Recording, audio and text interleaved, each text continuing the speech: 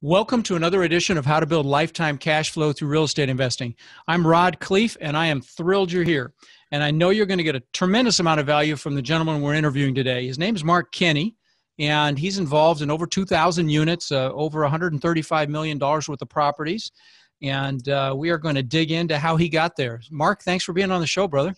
Thanks for having me, Rod. Appreciate it. Absolutely. So, let's expand on who you are and maybe take us back to how you got started. I know you've written books, you're an entrepreneur, and you syndicate deals. Yes. Tell us about how you got started. If you went to single family, or if you did the normal thing, or you went right into multi. No, sure. So I grew up in a pretty small town, and we didn't have a lot growing up, and that was always a driver for me. I had a lot of embarrassing times in my childhood, just not having things. People a lot worse off than I am, for sure, but I just had a lot of problems growing up with not having things that I thought we should have. So I always had a good work ethic from my parents, worked my butt off, and thought that's what you needed to do. And I went to school. I'm one of 7 kids, by the way, so we had a pretty big family. Yeah. I have an identical twin brother as well, which is cool. Oh, cool. But I went to school, graduated in accounting. Growing up my entire life, I would always say, hey, I don't want my kids to have to go through some of the financial struggles we went through. So right out of college, I started buying smaller properties. I actually had my first accepted offer when I was 21 years old, still in college, just on a duplex. And lo and behold, my dad talked me out of it. So I remember exactly where I was sitting, remember the time of day, and I used to take him on property tours with us. And there's no property on the planet good enough, in his opinion, to buy. So I ended up not inviting him on a property tour. I made an offer on a deal, got it under contract, then told my dad I bought it. So that's how I got my first deal. Was it fear, or what was it that caused him to talk you out of it? I think that, he's 80 now, just turned 80 this past March, and he's never bought anything of real estate himself other than his personal residence.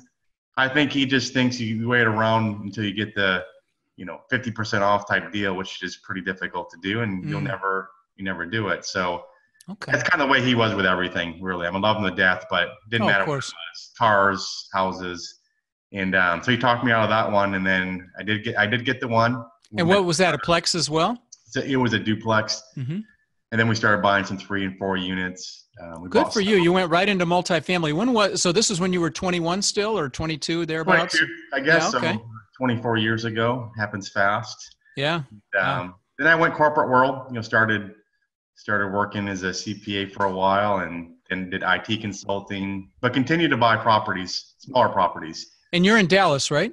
We're in Dallas, yes. Okay. All right. And you've been there the whole time? You didn't move there from somewhere else where you started? From Michigan. I grew up in Michigan. So you bought the plexes in Michigan? I did, yes. Okay. And then I came down to Dallas and said, well, let's start buying a few properties here, and started my own IT company in 2008, which did really well. I had a lot of, like Marathon Oil and T-Mobile, some big customers. Nice. But it had a big impact on my family, really. I was sleeping about 3 hours a night, literally. Had people all over the world working on projects. The business was good, but family life was horrible, and it caused a lot of problems. So were you able to hold it together? Barely. Yeah. Truthfully, barely. I lost mine. It's funny that you talk about that, because that was painful for me because of the same thing. It was all, make money, right, and forget about what's most important. Yeah. Well, good. I'm glad to hear you were able to keep it together. So it was close. And then about 4 years ago, I decided to quit doing IT almost completely. And I don't do anything with IT anymore, but we built some apps, but basically said, okay, I'm going to start buying larger properties. And that's when we started buying larger properties. Wow. And that was in Dallas. Tell us about your first larger deal. Let's dig right into that one. I mean, how many units, where you found it, when you bought it, what you paid, how you put it together, all of that. Right. So large, it's relatively, it wasn't real large. It was 64 units. It was pretty large. Yeah. 232 units right next to each other in Mesquite, Texas. One of them was listed. It was the same seller, and when we talked about the one deal, he said, well, he'd be maybe interested in selling the second one, which is a 32 unit right next door to each other. Perfect. So we said, we'll look at that one, and we ended up getting on the contract pretty quickly. The one was listed with a broker locally here. And then What year was it? What year was this, if I may ask? what was it? 2.5 years ago, 3 years ago, I Oh, guess. not long ago at all. Okay. Yeah. So we've gone. We were buying some smaller ones before that too, but in about 2.5 years, we've gotten about 2,000 units. But that one, it was more Class B, maybe minus, mid 80s, built as condos, so they were kind of nicer property. Didn't require a lot of work, but looking back on it, I think we should have probably raised an extra. Well, we raised about $1 million to answer one question. About $1 million. It was about a little just shy of $4 million combined. We had Freddie Mac loan on it with some interest only. And looking back on it, we probably should have raised about another 40, 50,000. Just now we're like to the point now where like there are a couple of things we wanted to do and we don't really have the capital to do it. I mean, property's still nice overall, but looking back, that was one lesson learned. We should have raised more than we did. Little more money for CapEx so you could make some improvements and get your rents up. Okay. That's right. And you went Freddie Mac. You went Freddie Mac instead of Fannie Mae. Why'd you go Freddie Mac on that? We ran it both. Just we didn't have as much rehab required, so Freddie typically doesn't like giving you rehab, and Fannie does, and the terms were better. Got it. We had 3 years interest only on it as well. That's pretty hard to beat. Yeah, right. And really with the rehab being low, it was financially it worked out better to do Freddie. Awesome. And so you raised $1 million. You did a syndication. That was your first syndication? Yes. Okay. For that. We did smaller ones, but that was more just family. But as far as external people, that was the first syndication. Okay. So tell me, I know that you're a big believer in your team. Let's tell, my listeners are people that haven't maybe bought their first property, maybe done some plexes like how you started, want to break into larger deals. What advice would you give them relating to team? One, I would say start building your team immediately, even if you don't need them yet or don't think you need them. And what are the components? What are the pieces? Yeah, so selling brokers for sure. Insurance, CPAs, cost segregation, SEC attorney, regular attorney for operating agreements, things like that, property management. Do you self-manage or do you use third-party managers? No, we use third-party management, and I really have zero desire to self-manage. No, I get it. But I would say the team, in general with the team, I don't want to say one person's more important than the other, but let's be real about it. Some are easier to replace than others. So, I'm a CPA, I have a background, CPA, but I would say CPA is probably easier to replace than, let's say, a broker, right? If you end up kicking off a broker or whatever happens, right? You want to build your team, and then also, leverage other people's experiences. So if you come in brand new and you call a broker and say, "Hey, I'm brand new to multifamily," that's one conversation. Say, "Hey, I'm brand new to multifamily, and I'm working with Rod Cleef." Right. That's a different discussion. Right. You're going to get the attention from the brokers if you can associate yourself with somebody else doing it. Did you bring a sponsor in on your first deal, or did you take it down on your own? We did. We had one other sponsor on the You had a sponsor. Okay. We did, yes. All right. And that's the way most people get started. They have to get started that way. You need the experience and a lot of times you'll need the net worth or the income as well. And so, okay. And we still use a partner typically on all our deals, not because we have to, just because it seems like it works out better that way for us. Okay. So you bring in another KP and somebody that's got, do you use it for net worth or what's your rationale? Just more for responsibilities. Like we think we can go faster that way. And I won't say that's one thing I tell people first getting started is number one question you need to ask yourself, are you willing to partner with somebody? If the answer is no, it's pretty simple. You're limited to your own net worth and liquidity. If the answer is yes, it's endless. But with that, and I'm sure you've been through it before, probably unfortunately, like we have, things happen in partnerships. Sure. So it's like a marriage. It's like a marriage. You better date a little first. maybe even a kiss a couple of times. Marriage is even easier in my mind because you can get out of a marriage easier, probably can some partnerships. But not that you want to do that. But I think getting everything on paper, don't assume everything is going to go hunky-dory, and assume everything that can go wrong will go wrong, and put it on paper, and hopefully it doesn't go wrong. So have you had any seminars in this partnership arena? Unfortunately, we have had some lessons learned. Okay. And I'm actually in the middle of one right now. Oh, you are? Wow. Yes. Okay. So fortunately, we structured that deal with There's 5 board members on that, structuring over the deal.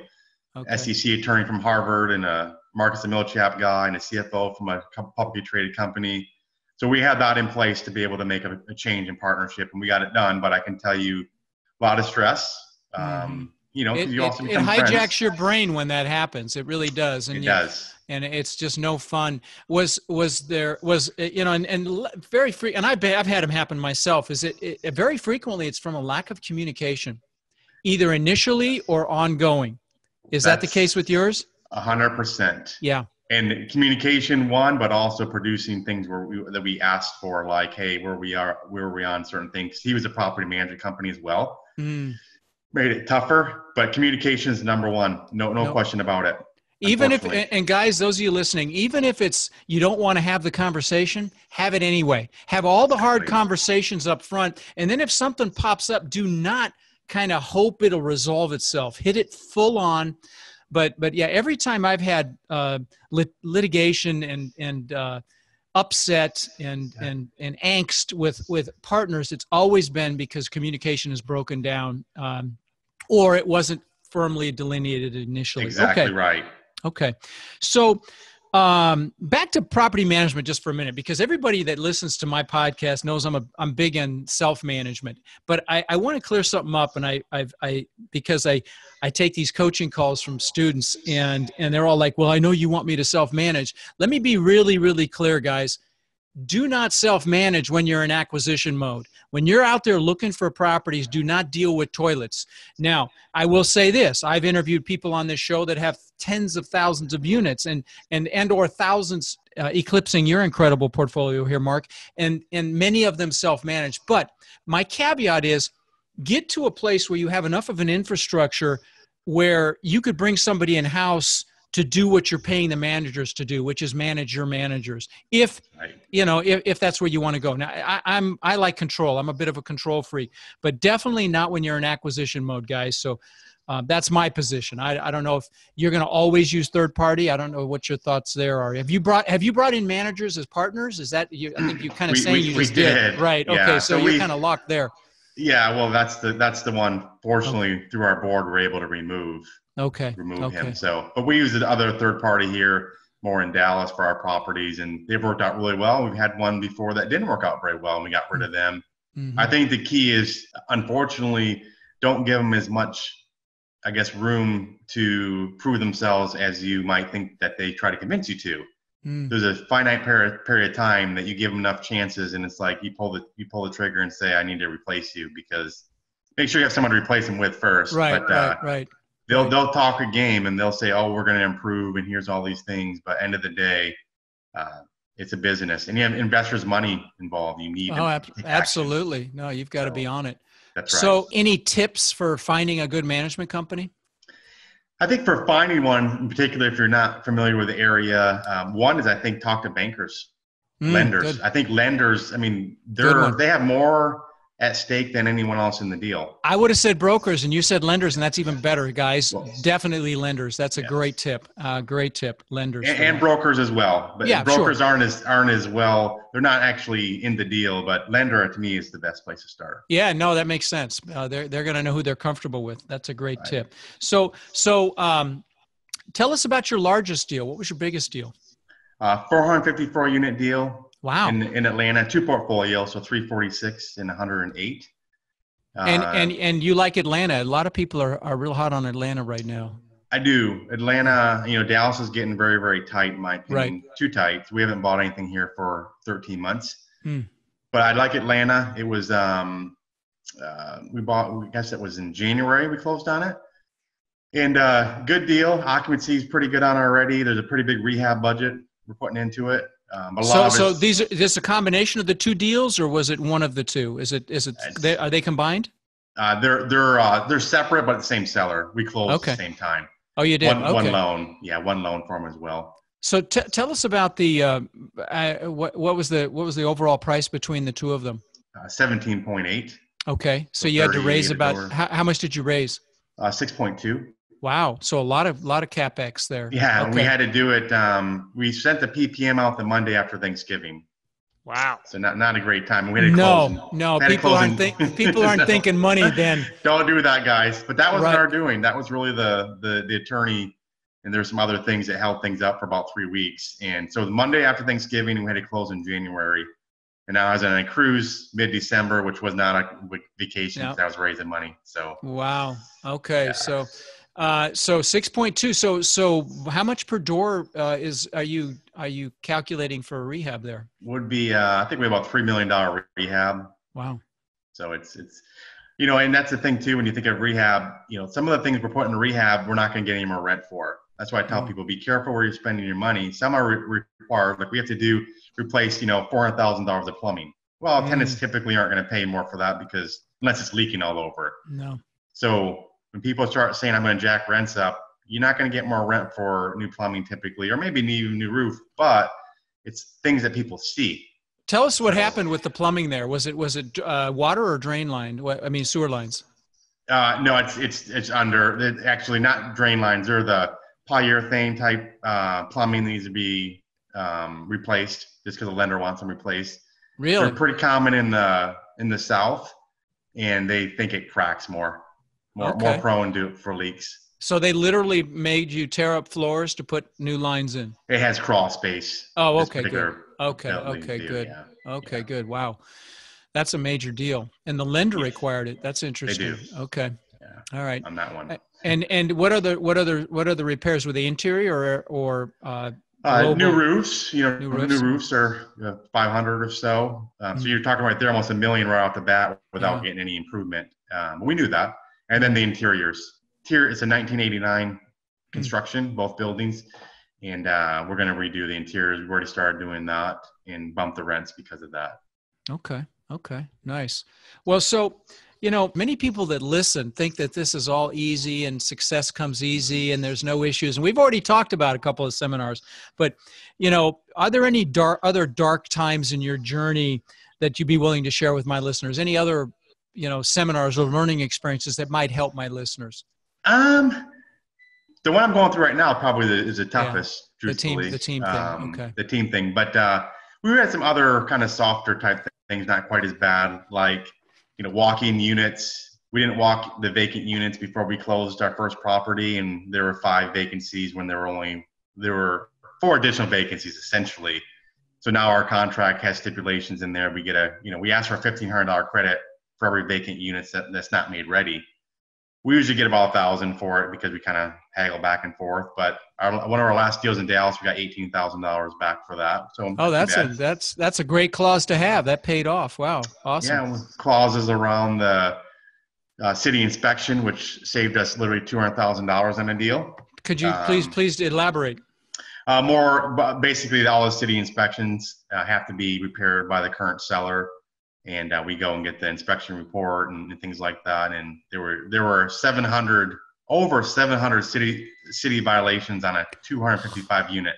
Holy cow! So the tenant knew the drill. We'll call the city and use them as leverage to not pay rent in eviction court or something. And by the way, this is not uncommon, guys. That tenants will call the city in hopes that they can utilize that to milk the eviction process. Right.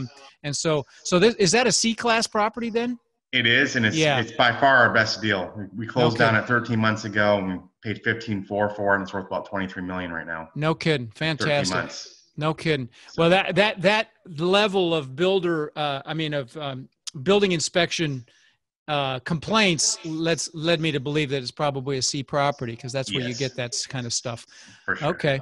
But that was smart. So you made the seller, you required the seller to correct them. And guys, anytime you buy a property, you always check with the building department or whatever legislative office handles inspections and complaints of that nature, and look for recurring issues. Maybe you'll discover something something onerous like recurring sewer line issues or things that may not be evident by your inspections. So you absolutely want to make sure you do that. But I love the fact that you threw that back on the seller. That's awesome. Yeah, we have several things we've added to our contracts that helped us. And then on the partnership side, I would say I mentioned previously about having things in writing. I had a deal with a guy, just a small deal, 8 unit we had together, and he really doesn't didn't really want to sell, but our partnership agreement didn't have anything around tag along clauses and forced sale and things like that. So I would say, we've learned a lot of lessons around how you Have get your out of a exit deal. strategies. Have your exit strategies very clearly outlined. Yes. A buy-sell agreement, for example, where if Right. somebody wants to sell, there's a framework for you to dissolve. That's right. And I will tell you guys, those of you listening, those are the tough conversations to have up front. But a really good contracts attorney will walk you through a menu of all the questions that need to be asked and answered to make sure that you don't have these marital issues. That's right. That's exactly right. Because they will, if you do this business long enough, you're gonna run across it every time. inevitable. Yeah, it's not a matter of if; it's just a matter of when. Because we're human beings, and one person can say one thing, and another person can hear something completely different. Or sometimes they're nefarious. You run into somebody that's nefarious that you didn't really pick up on. But another thing, guys, always trust your intuition. Always trust your gut. If your gut says it doesn't feel right, you trust it because it's accurate. Right. Would you agree with that? Oh, yeah. Absolutely. Yeah. Without a doubt. Yeah. So, do you feel like did you had any early failures that contributed to your present day success? The property we bought in Michigan, we bought in our hometown. It was small. And they weren't really failures. We, probably about broke even on most of those deals where we should have made money. But it was really a couple of reasons. One, location. It's just a small town, and it's just not the right place to be buying in Michigan. And then we weren't as educated then. We learned a lot through that process. We self-managed those, even though they were small.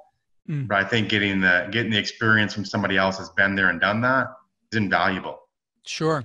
People think that, they're smart and they have money. That doesn't work. There's way more to it than being smart and having money. You need to have the experience, how you go through it. We've had a lot of issues come up, a lot of lessons learned that I don't want other people to have to go through. They're tough lessons. Right. So, you mentioned clauses in your agreement. Anything else pop to mind? Because you really added a ton of value with that one about both with the city thing and with vacant units that aren't made ready at closing. Any other clauses that you've thrown in? A couple other ones. I think one would be like around the due diligence period not starting until we have all the material. Until you have all the docs. Yeah, guys, due diligence should never start until you have everything from the seller. Right. No, that's a good one. And then not so much the contract, but due diligence itself, physical due diligence. I see a lot of people that they either try to do it themselves or they hire somebody. I tell everyone, if you're going to have physical due diligence done, get a sample report from the company doing it. And it has to have estimates on there. A 700-page report with no estimates is useless. I mean, unless you can estimate everything yourself. So make sure, and I see it all the time. People send reports and there's no estimate whatsoever to fix anything. And well, that's a great tip. That's a great tip. Yeah. So the building inspector that you use, make sure that they tell you what it's going to cost, or at least give you their opinion of what it's going to cost. Right. And get a sample report for them. A lot of them will say, well, hey, I'll only do it if it's above, $2,000, but you still want them to rate. If you're going to walk, 200 units, whatever it might be, you can't walk them all yourself. You're not going to. You're going to have somebody else. You go through, a quarter of them. So you want them to rank each unit like ABC as far as how much, minor rehab, middle rehab, major rehab, and classify it, whatever, 1,000, 3,000, 5,000, where it might be.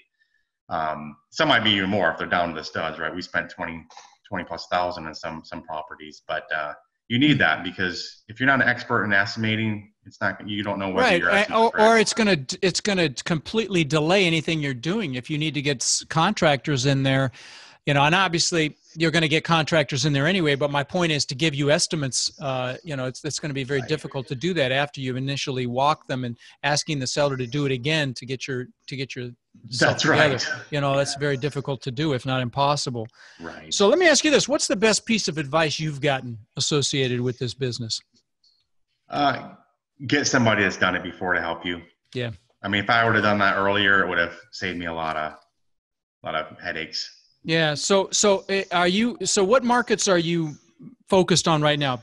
Still Atlanta? Atlanta, Dallas, we're not looking too much anymore, although I love Dallas. It's just too expensive. We bought some in Memphis. Memphis? Yeah.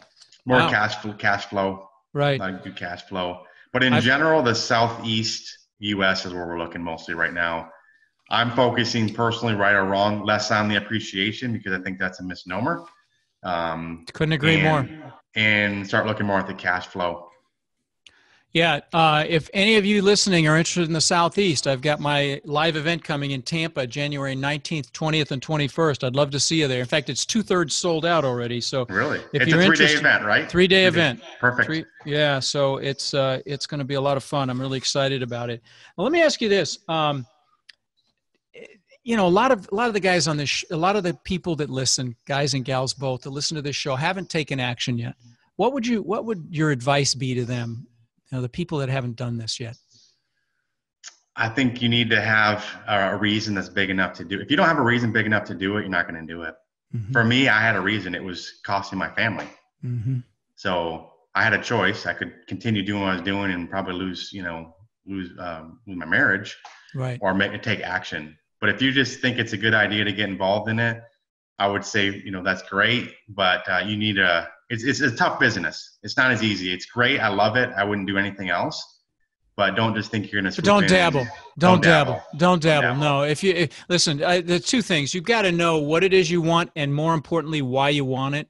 Right. That's number one, like you just said. I'm just paraphrasing what you just said, and I completely agree. You have to have strong enough whys, and frankly, if you don't enjoy it, you need to learn to love it. Okay. Because if you don't love it, don't do it. For God's sakes, go do an internet business or do something else. Don't do multifamily, because if you don't love it, life's too short not to love what you're doing. And the people that are successful are the ones that are passionate about it. And the only way to be passionate about it is to be inspired by it. And the only way to be inspired by it is to enjoy it. So, make sure that you associate pleasure with it as you get started, even the stuff you don't necessarily like. If you're the analytical guy, you're going to have the tough time with the relationships. If you're the outgoing person, you're going to have a tough time with the analysis and the evaluations. But whatever it is, get uncomfortable and associate pleasure with it. Because your magnificent life is on the other side of comfort, right? That's right.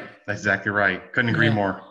So, you've told us your war stories, and you just told us an incredible upside on that property. What were those numbers again?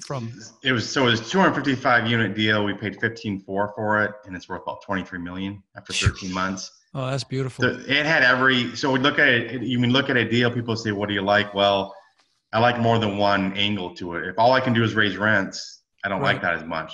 Tell us what you mean. Yeah. So this one had low rents from where it should be. It was completely mismanaged. It was about 24% economic vacancy when the submarket's 10. Wow. It's on a road that has probably 200,000 cars a day that go by right on the corner. So there's no excuse for that. And then just the exit strategy from a financing perspective too. This one actually happens to be it was a loan assumption I don't like as much. Oh, wow. I was just going to ask you that. How did you take it down? Because that's absolutely not stabilized. So you're not going to be able to do, typical agency debt. So you assumed it. How much equity did you have to raise to do that? 4.8. Oh, that's not bad. Yeah, not bad at all. No, okay. And it was 4.8 and Fannie alone had 8 years left on it. But I think when you look at it, people will say, they get, like you mentioned about analyzing deals. If you don't know how to analyze deals, you need to at least understand how a deal is analyzed. You don't have to be the, expert in numbers, but you need to understand the numbers. Sure. And I think with this one, looking at things like what's a break-even occupancy that I could still make it work? What's the break-even rent amount if I rented it at a certain amount? Looking at those factors. And this one had a lot of things going for it with the rent and the mismanagement and the rehab we were going to do. We bumped rents 4 times already, and just now, literally in 13 months. Yeah, they've bought about $65-$70, so not a lot. So a little still, but actually now we just rehabbed 6 units for the first 6 units we rehabbed because we were doing some exterior, and now they're bumping rents $150 additional on those. Holy Toledo. So $5,000 rehab and bumping rents $150. This was the Atlanta deal. No, this is it's North Dallas. North Dallas. Wow. Yeah. Wow, that's a sweetheart deal right there. So okay. So what books do you gift the most to people, aspiring investors? I think Rich Dad Poor Dad was for me. I mean, that's really, and I'm more of a researcher and less of so I'll like do piecemeal a bunch of different books and piecemeal of internet stuff and piecemeal of podcasts. It's just, I don't know why. It's kind of the way I am. Okay. But I think I never thought it was big of a deal before because I thought I could just do things. But your whole mindset shift has to be there. If you don't shift your mind first, you're never gonna make it work. That's why I do one session a week on mindset. I do these little driving force tips about mindset because it's 80 to 90% of your success in anything. If you're not going to take action, you can have all the technical knowledge you want, but you've got to take that first step, number one, and then you've got to get back up when you get your butt kicked because you're inevitably going to get your butt kicked. So, and if you don't know what it is you want and why you want it, forget it. If you're just dabbling or you're just interested, forget it. You have to be committed. And that's right. I don't take clients. That's one of the questions we ask. If you're just interested versus committed. Because if you're just interested, you're really not going to do it. And I'm not going to work with anybody that doesn't do it. Right. So, yeah. That's right. Yeah. So tell us about your core nucleus team. Is it just you and a couple of people, or do you have partners like, at your level, or, in your office? I'm not talking about your, Deals, the outside people like the brokers and the lenders and the insurance people. I'm talking in your core nucleus. So my wife, Tammy, or Tamil is her official name, Tamil. That was the other thing that we were able to work together full time, 100%. Oh, cool. I did IT. We had a lot more problems when I was doing IT. Now we work together every day. Oh, and then we have a couple marketing guys. We have a web guy, and that's about it. So we have mostly part time. Okay. So we have 3 part time people helping us doing different things, and then my wife, Tammy, myself, and then we have the web guy. That's amazing that you can work with your wife. My wife would take me out if we worked together, but that's awesome that you can. So strange enough, we get along better doing this. It has helped my wife become a lot more secure about herself. She's done an amazing job. She understands the business inside out, and she's doing a lot of the branding and marketing and all things like that. And it's really helped her become who she is today. No, people need validation, and if you're a housewife at home, you need a source of power, and so guys, those of you that are listening, if you can incorporate your spouse in some fashion, maybe not to the level that you've done full time, but just to add value, they need to contribute. Everybody in a relationship needs to feel like they're contributing, and they need to be validated, and that's fantastic that it's working. That's right. Yeah. Well. People can get a hold of you through thinkmultifamily.com, correct? They can, yes. All right, awesome. And listen, you've added a ton of value today, Mark. I really appreciate you being on the show, buddy. Is there a question that I didn't ask you that you wish I had? I don't think so. I think you covered everything, Rod. Well, you did a great job, and I really appreciate all the value you added, and I'm excited to stay in touch with you, brother. Thank you, Rod. All right, thanks, Take care. Bud. You too. See you.